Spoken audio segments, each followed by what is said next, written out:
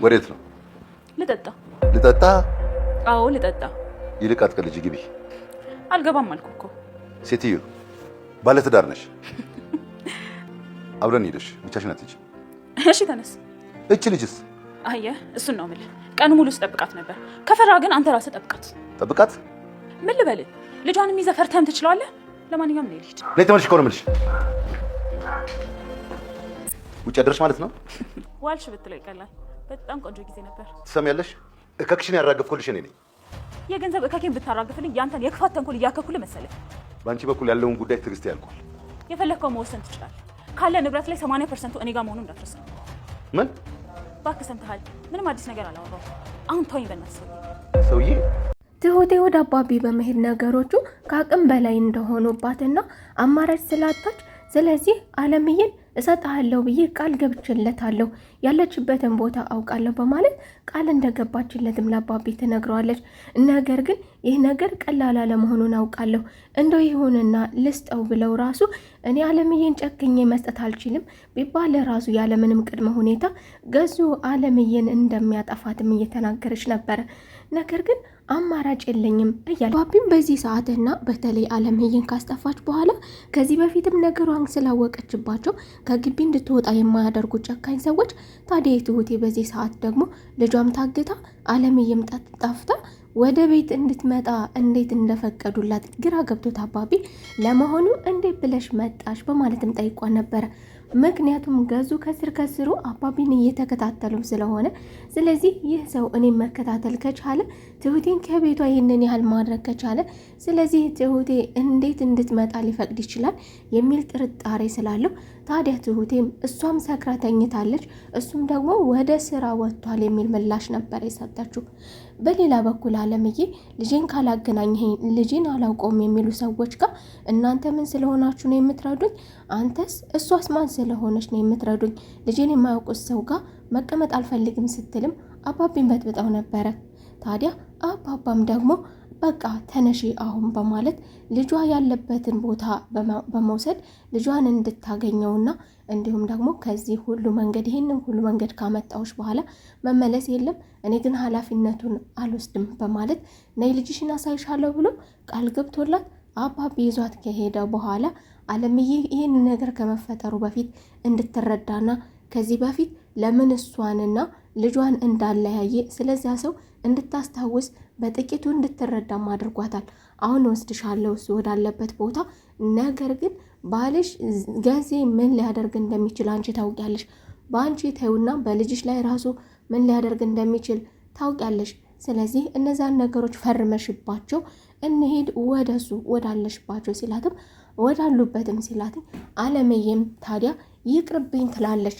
ምክንያቱም ገዙ ምን እንደሚያደርግ እሷ ለምታደርጋቸው ነገሮች እንዲሁም እሷን ባያገኛት እንኳን እሷ ጠፍታ ተደብቃ ልጇን እንደምታገኝ ከልጇ ጋር ከተገናኘች ወይም ደግሞ ከልጇ ጋር ቆማ ካያት አለምዬ ወደው ልጇን አይኗ እያየ እንደምታጣው በተደጋጋሚ ስለነገራት ታዲያ አባቢም ይሄን ነገር የባለቤቷን ጨካኝነትና ባለቤቷ ምን ሊያደርግ እንደሚችልም ስለሚያውቅ እሷም እንድታስታውስ ማድርጓት አለምዬም በቃ ይቅርብኝ አልፈልግም መመለስ እፈልጋለሁ አንተ ወዳልከኝ ቦታ እሄዳለሁ።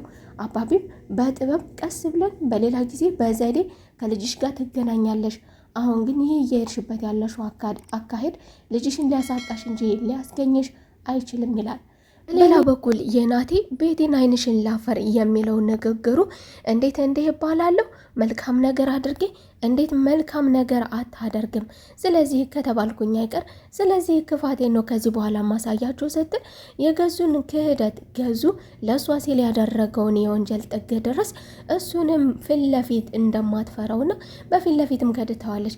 ታዲያ ገዙ ይችን በር አታልፊያትም እያላት ወጥታ እየጠጣሽ ማምሸት እንዲሁም ደግሞ ገዙ ለሚናገረው ነገር በድፍረት ማንኛውንም ነገር ማድረግ ትችላለህ፣ ነገር ግን ለማንኛውም ነገር እኔ ኃላፊነት አልወስድም ትላለች። ቤቴ በአሁኑ ሰዓት ገዙን እንግዲህ የበላይ ሆና እያናገረችው ነው። ምክንያቱ ደግሞ ከ80% በላይ የሚሆነው ሀብት በእሷ ስም ነው ያለው።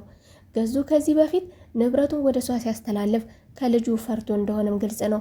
ልጁንም ማታለል የምንችለው ቀስ አድርገን ነው ስትልም እሱ ምንም ነገር እንደሌለው በሙሉ ያለውን ሀብት ንብረት ወደ ቤቲም እንዳስተላለፈም እየተናገረ ነበረ። ታዲያ ዛሬ ቤቲ ደግሞ አሁን ላይ ደግሞ 80% በላይ የሚሆነው ሀብት በኔ እጅ ነው ያለው ስትል ገዜን እንደፈለገች ከፍ ዝቅ እያደረገችው ትገኛለች።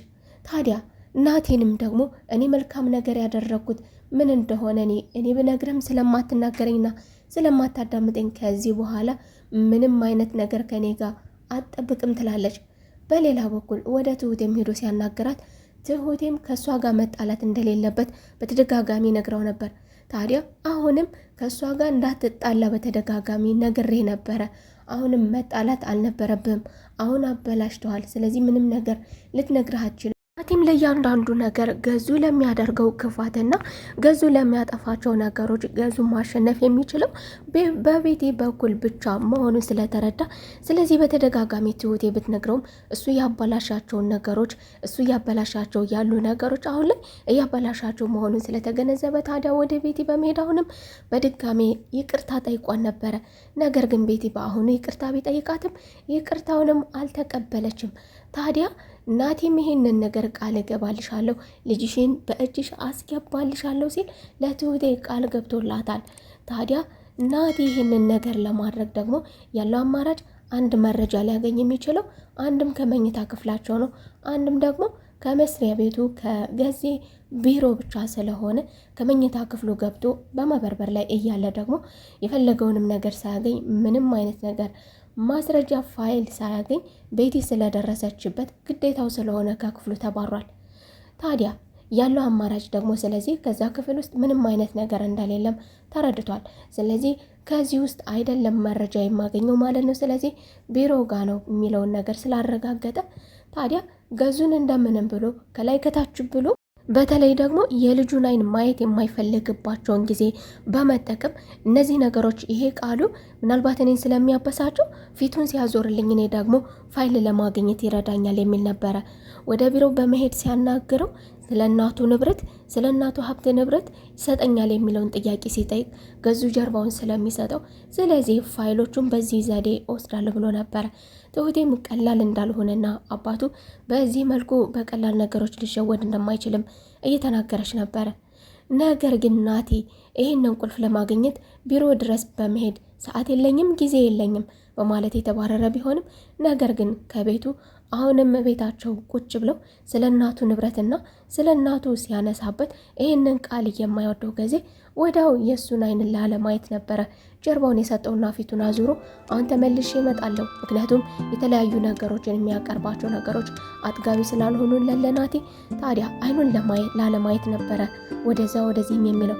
ታዲያ ናቲ ይህንን አጋጣሚ በመጠቀም ገዜ ተቀምጦበት ከነበረው ቦታ ኮቱን አስቀምጦ ስለነበረ ጃኬት ውስጥ ደግሞ የቢሮ ቁልፍ ስላለ ስለዚህ ቁልፉን ሰርቆ በመውሰድ ወደ መስሪያ ቤቱ ሄዶ ቢሮውን ከፍቶ የሚፈልገውን ነገር በርብሮ አግኝቷል። ናቲ የአባቱ መስሪያ ቤት ጋር ምን አይነት ፋይል ይሆን አይቶ እንደዛ የተዘገነነውና የደነገጠው? ሀሳብ አስተያየታችሁን እስኪ ኮሜንት ላይ ግምታችሁን አስቀምጡልኝ እያልኩኝ የዛሬው ክፍል ይህንን ይመስል ነበረ። በቀጣይ ክፍል ተመልሰን እስከምንገናኝ መልካም ቆይታ